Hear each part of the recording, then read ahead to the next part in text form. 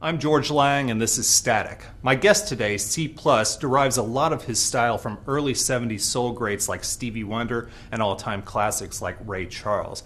And he's also one of the hardest working performers in the Oklahoma City area, playing up to 5 gigs a week, and has generated a serious regional following with shows in Dallas, Santa Fe, and Colorado.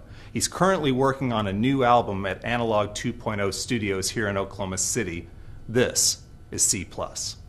My inspiration came from my mother. My she's a wonderful singer. That growing up in church, been in the choir, and family members really.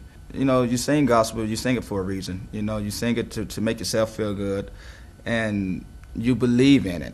Okay, so it's kind of hard for somebody like me to sing something I really don't believe in, and you can hear it. You can hear it if I sing a song that I think people like, they're not going to feel it the same way that if it's a song that I sing that I like, you know. And in the beginning, when I was growing up, at the age of 7 or 8, you know, people would tell my mother, you need to put him on Star Search, get him in some type of music contest or something, so he can show his talent. And I didn't take it too serious back then. It was just music to me, and I didn't really think it was that big of a deal to be famous for singing or to even make a living at it, because we've done it all our lives, and that's the only thing we ever knew was to sing and have a good time. And when I finally figured it out that I could make a living at it is when somebody offered to pay me to sing, and I thought that was a pretty cool thing.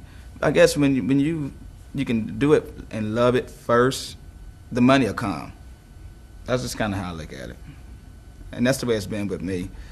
But you have to love it. You have to love it first. You just can't chase. You can't chase money. I would go into the smallest restaurants in the Oklahoma City area, and instead of asking to be paid, I said, if you let me sing in your restaurant, I sing for tips and tips alone. And that's exactly what. And that's what made me who I am today. That way, you know, the restaurant didn't lose anything, and I got to do what I love, and I done it for free. And then the next thing you know is you got people calling you to book you, and after a while, if you don't start charging, you'll be overbooked, too overbooked. So you have to, it's some type of quality control. You have to charge people, because otherwise, you would never get any sleep. This won't be my first album, but it'll be my first solo album.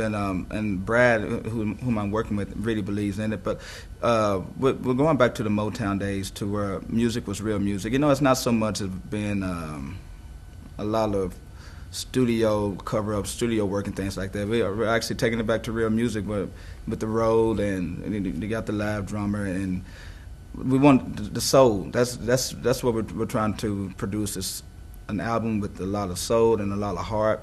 I was really, all my life been inspired by Ray Charles.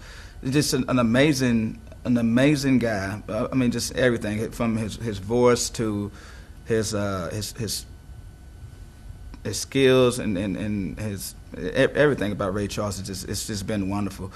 India Ivory, Music Soul Child, because I think these artists, they produce music that were not just to have something on the radio for a time. They make music that's going to last forever, and that's the art of it. That's what I love about it.